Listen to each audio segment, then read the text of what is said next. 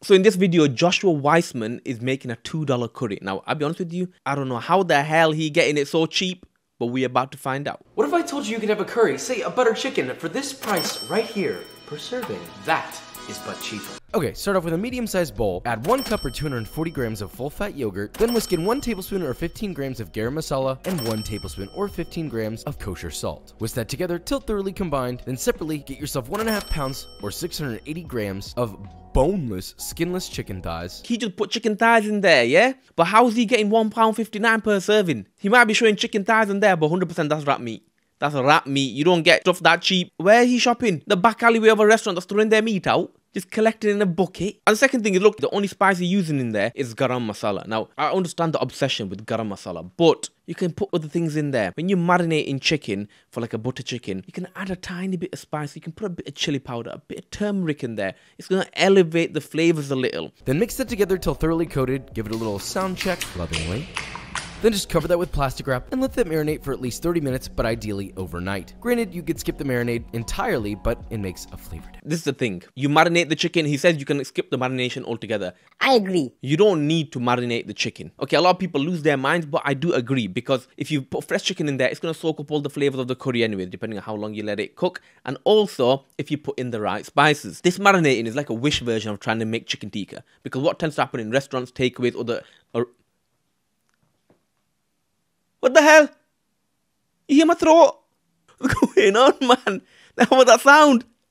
Okay, so if you're in a restaurant or someone that had a tandoor oven, you'd get the chicken tikka, make it, put in the tandoor oven, and then you got this charring on that chicken. You got these nice bite-sized pieces, and then you throw in the curry. So in this case, if you want to make an quicker dish, just skip the marination station. You don't need that. Just cook the chicken or the rat meat that Joshua Weismann is using here. 100% that's rat.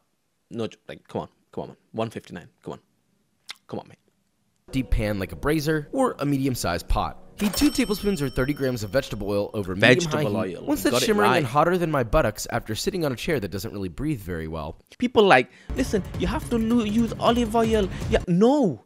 Add your marinated chicken in batches to avoid overcrowding and sear for 2 to 3 minutes. Flip, should be nice and golden brown, maybe even lightly charred. And sear the other side for another 2 minutes. We just want color as fast as possible. You don't want to cook the chicken all the way through yet. This is what I don't get, right? You marinated the chicken and you're cooking the chicken, but then you're not cooking it fully through.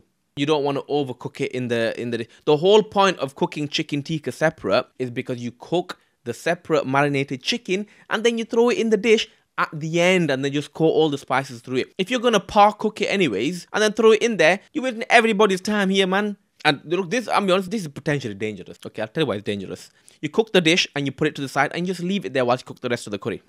Cooking. Your nephew walks in, he's walking by, seen a piece of that chicken, and he's like, that looks nice. Yo, you just eat a piece of that chicken, man? Yeah, I ate the piece of chicken, what's the problem? It's raw inside. What the hell you mean it's raw inside? It's raw inside, bro. Like it's only par cooked. Why the hell you par cooking marinated chicken? You know that, you put it on the side. I'm gonna walk past and grab a piece. It's just the law. When you're in the kitchen, you see some bite-sized things, you just eat them. It could be a rat foot, you eat it. 1 yellow onion that's been evenly diced, a 2-inch knob of ginger that's been finely diced, or more specifically, brunoise, for the culinary hype beasts watching, and 6 cloves of sliced garlic. Season that to taste with kosher salt, fresh ground black pepper, then cook and stir. Question here? Question? Where's the rest of the oil? That onion was just chilling in the pan. There was no oil. We need more oil in there.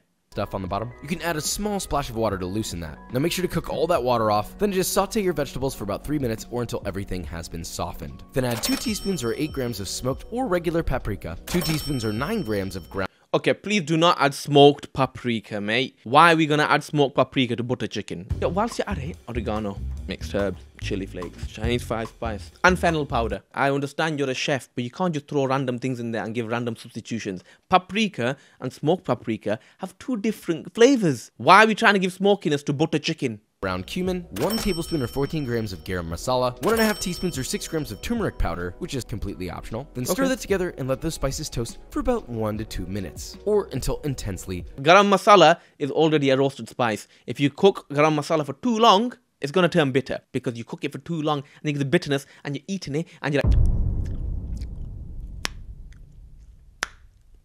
what the hell? Why it tastes like someone feet in here, man? Second thing, he said turmeric is optional. Turmeric ain't optional. Then add a 14-ounce can of good quality crushed tomatoes, swirl around. This is it. This is where the problem is. The tin stuff comes with acidic flavor and is like, okay, it takes a while for it to cook off. It's not very good. Why don't we just use fresh tomatoes? Get 2.5 fresh tomatoes. 2.5 tomatoes is probably going to be cheaper than that tin. Even when you go to a restaurant, base gravy of any curry is predominantly onions. Apart from a chicken karai. Chicken karai is a tomato. So you're putting so much tomato, it's going to be overpowering. You're not making an Italian pasta dish. Now once that's nicely reduced, add your chicky back to the pan, distribute throughout the sauce, and let it simmer another 3 to 5 minutes or until the chicken is cooked through and hot. Pour in 1 cup or 240 milliliters of heavy cream, then just stir all that together and let it simmer for no more than about 3 to 4 minutes, stirring often. Okay, so this is the thing, right? You put in cream. People are like, oh yeah, chicken tikka masala comes from, you know, England and so on and so on and so on. It doesn't. It's just been ripped off butter chicken. If you really want to make this butter chicken, you need to start off with ghee, clarified butter. You can add butter at this point with some of the cream or before some of the cream. Let that butter kind of soak in. What you made here is no different to a chicken tikka masala, if I'm honest with you. Only difference is you're probably going to put half a cup of cream, but that's it. Then last but not least, turn off the heat and stir in 2 tablespoons or 28 grams of unsalted butter. Important note, continuously stir as that's melted. I apologize. You added the butter in. Okay. I apologize. Okay, you done me over there. He probably on the side, he's thinking, there you go. You son of a gun. Butter, there's butter. What else you want? Coriander, there we go. It's coming. You don't judge me, I'm chef. Son of a gun. What are you? What in the chef? Fake chef? What, TikTok? That's it? That's all you got? I got New York Times bestseller. Don't know what you're talking about. Melting so that it emulsifies properly into the sauce. Now give it a little taste, adjust salt levels if needed, and just look at this curry. Just one look at this curry, and you're gonna be saying, Lord have mercy, I'm about to bust. Now all you gotta do is get a nice shallow. I'm not gonna lie, it looks decent, doesn't look too bad, the colors are nice. I would use a mixture of breast and thighs. Having too many thigh pieces in there, just bouncy, innit? Here you go, sir, there's your $2 butter chicken. What the f? Why so bouncy, man? You sure that's not what your cat dragged in? No, sir, it wasn't what my cat dragged in. It's my actual cat. What the? I'm be honest, I'm still baffled how this portion so cheap. Roadkill. That's not even bought.